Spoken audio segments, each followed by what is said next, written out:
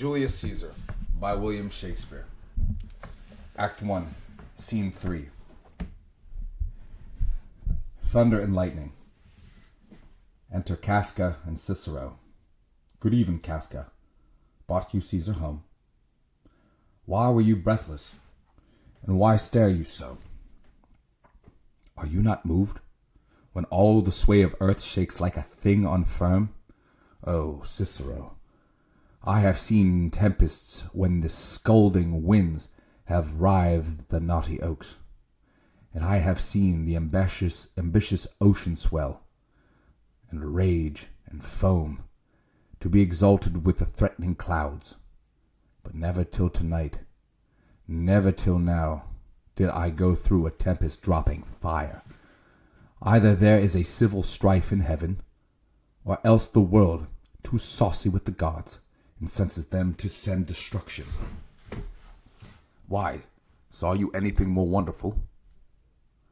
A common slave, you know him well by sight, held up his left hand, which did flame and burn like 20 torches joined, and yet his hand, not sensible of fire, remained unscorched. Besides, I had not since put up my sword. Against the Capitol I met a lion, who glazed upon me and went surly by without annoying me. And there were drawn upon a heap 100 ghastly women, transformed with their fear, who swore they saw men all in fire walk up and down the streets. And yesterday the bird of night did sit even at noonday upon the marketplace, hooting and shrieking. When these prodigies do so conjointly meet, let not men say, these are their reasons, they are natural. For I believe they are portentous things unto the climate that they point to. Indeed, it is a strange disposed time, but men may construe things after their fashion, clean from the purpose of the things themselves. Come Caesar to the Capitol tomorrow? He doth, for he did bid Antonio send word to you he would be there tomorrow. Good night then, Casca. This disturbed sky is not to walk in. Farewell, Cicero. Exit Cicero. Enter Cassius. Who's there? A Roman? Casca, by your voice. Your ear's good, Cassius. What night is this? A very pleasing night to honest men. Whoever knew the heavens menace so?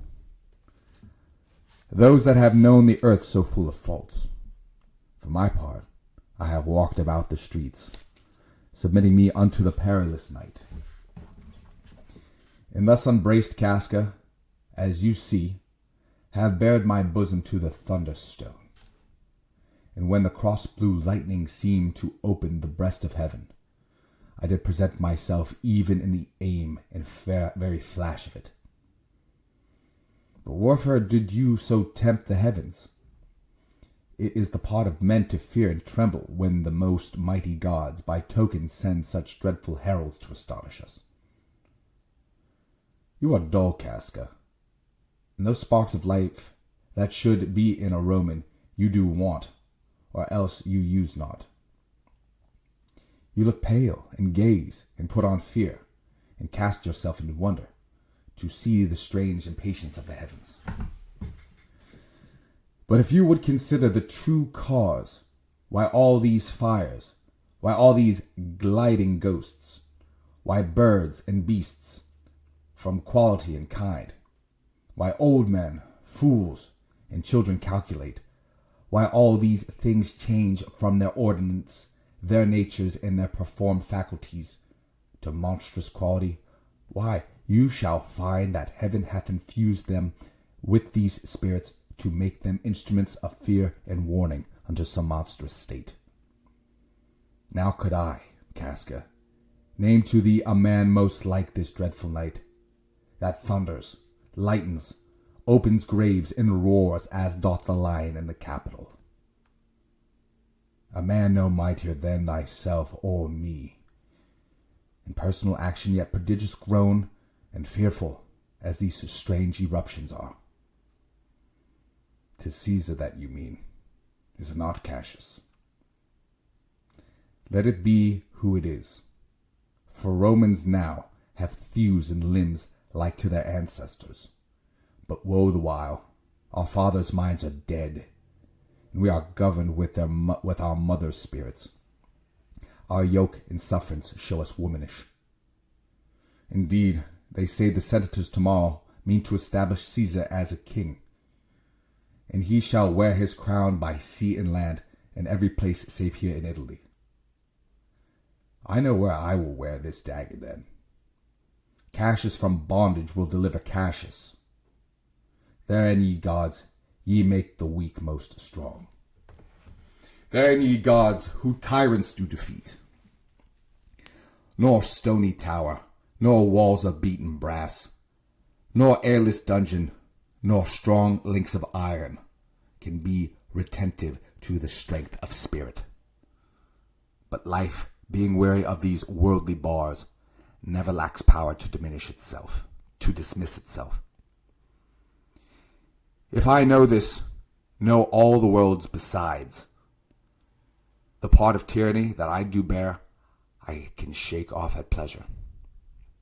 Thunder still. So can I. So every bondman in his own hands bears the power to cancel his captivity. And why should Caesar be a tyrant then? Poor man. I know he would not be a wolf, but that he sees the Romans are but sheep. He were no lion, were not Romans hinds. Those that with haste will make a mighty fire begin with weak straws. What trash is Rome, what rubbish, and what offal, when it serves for these base matters to illuminate so vile a thing as Caesar. But, O grief, where hast thou led me? I perhaps speak this before a willing bondman. Then I know my answer must be made. But I am armed, and dangers are to me indifferent. You speak to Casca, and to such a man that is no fleering telltale. Hold my hand. Be factious for redress of all these griefs, and I will set the foot of mine as far as who goes furthest. There's a bargain made. Now know you, Casca, I have moved already some certain of the noblest minded Romans to undergo with me an enterprise of honorable dangerous consequence. And I do know by this they stay for me in Pompey's porch. For now, this fearful night, there is no stir or walking in the streets, and the complexion of the element in favors like the work we have in hand, most bloody, fiery, and most terrible. Enter Cinna. Stand close a while, for here comes one in haste. 'Tis Cinna. I do know him by his gait. He is a friend. Cinna, where haste you so? Where haste you so? To find you out. Who's that? Metellicimber? No, it is Casca. One incorporate to our attempts. Am I not stayed for Cinna? I'm glad on't. What a fearful night is this. There's 2 or 3 of us have seen strange sights. Am I not stayed for it? Tell me. Yes, you are. O Cassius, if you could but win the noble Brutus to our party. Be you content. Good Cinna, take this paper, and look you lay it in the praetor's chair, where Brutus may find it. And throw this in at his window. Set this up with wax upon old Brutus' statue. All this done, repair to Pompey's porch, where you shall find us. Is Decius Brutus and Trebonius there?